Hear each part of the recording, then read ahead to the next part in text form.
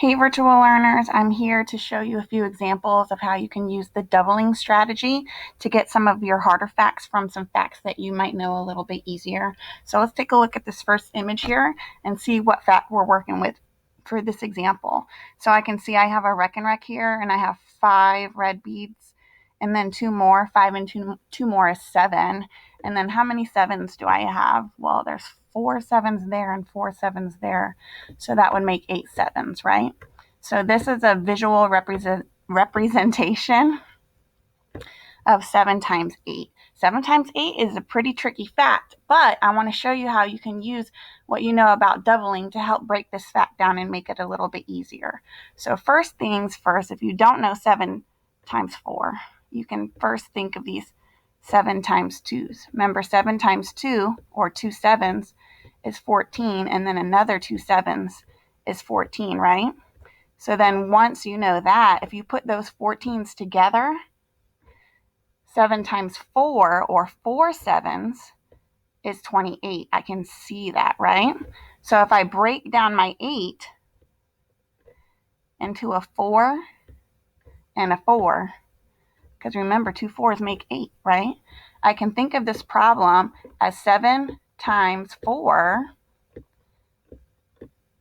plus another 7 times 4. And essentially what that means is I'm doubling 7 times 4. So I might not know 7 times 8, but if I know 7 times 4 is 28, then I can double 28 to get the final product of 7 times 8. So let's see, how can I think about doubling 28? So I think about 20 and 20 together. That gets me to 40.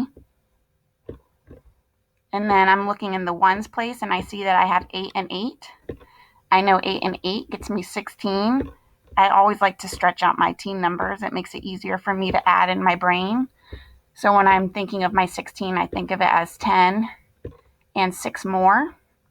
And then when I put my 40 and my 10 together, that gets me 50, plus 6 more is 56.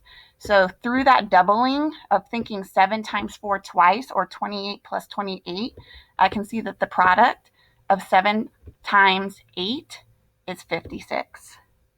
Let's take a look at another example. All right, this is a different image. It's a little bit more abstract because you can't see all 7 in there, but let's take a look at what I have over here and how it can help me with the second image. So right here, I can see that I have 3 groups of 7, or 3 times 7.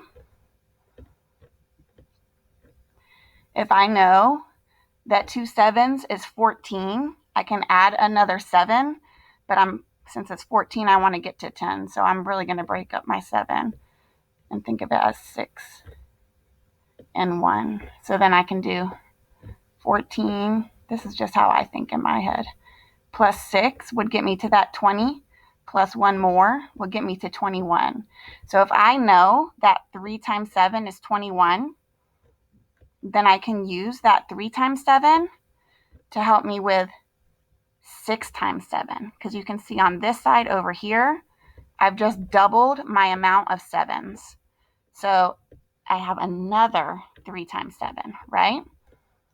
I already know 3 times 7 is 21. So if I have another 3 times 7, that's also going to be 21. When I put both of those 21s together, 21 and 21 is going to give me 42.